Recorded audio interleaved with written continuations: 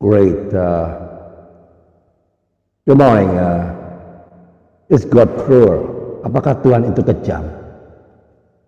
Ya, saat air bah menyelimuti dunia, ya, semua orang tahu itu ya.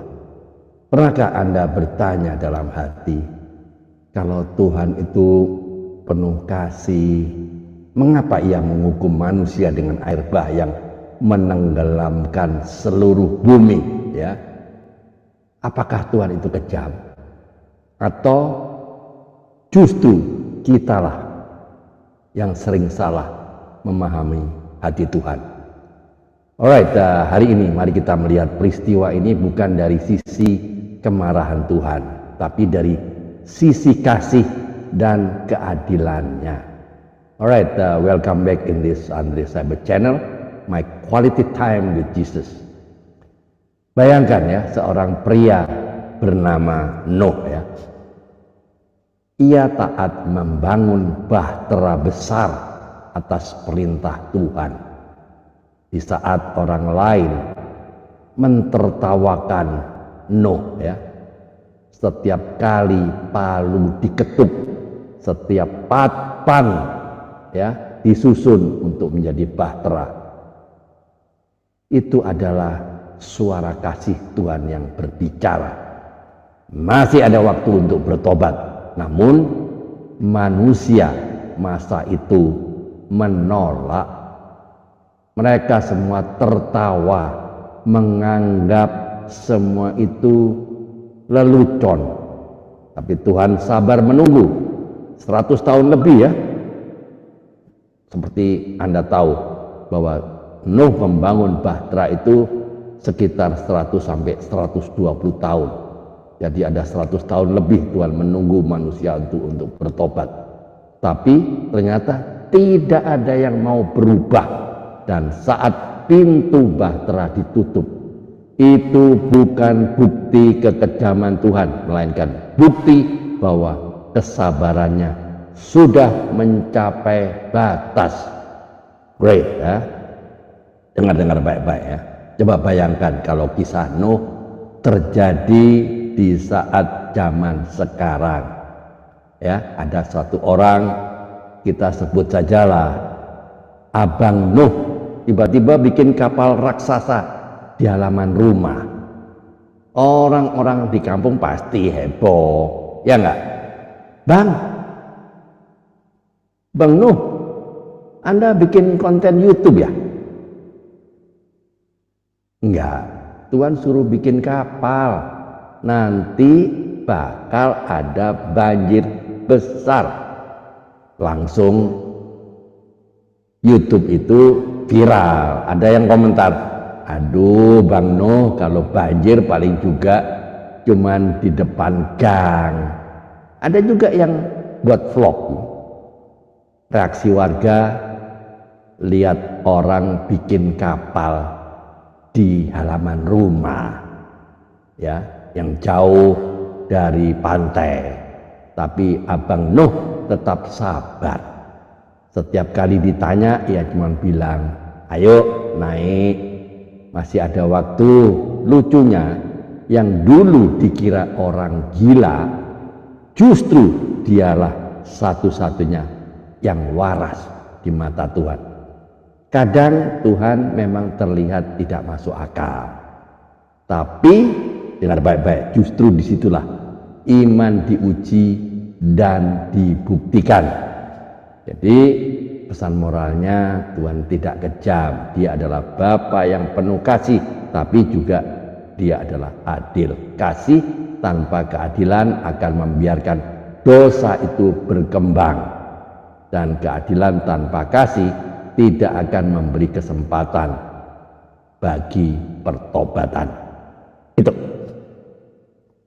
Sebelum air bah datang, Tuhan sudah memberi waktu.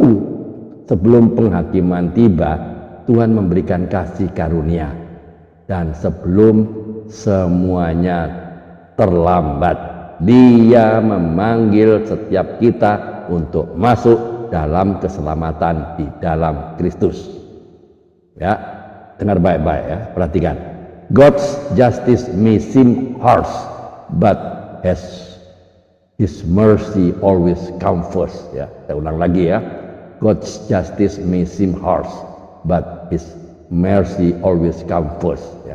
Keadilan Tuhan mungkin tampak keras, tapi kasih karunia-Nya selalu datang lebih dahulu. Ya, the flood destroyed the world, but grace built a new one. Air bah memang menghancurkan dunia, tetapi kasih karunia membangun dunia yang baru.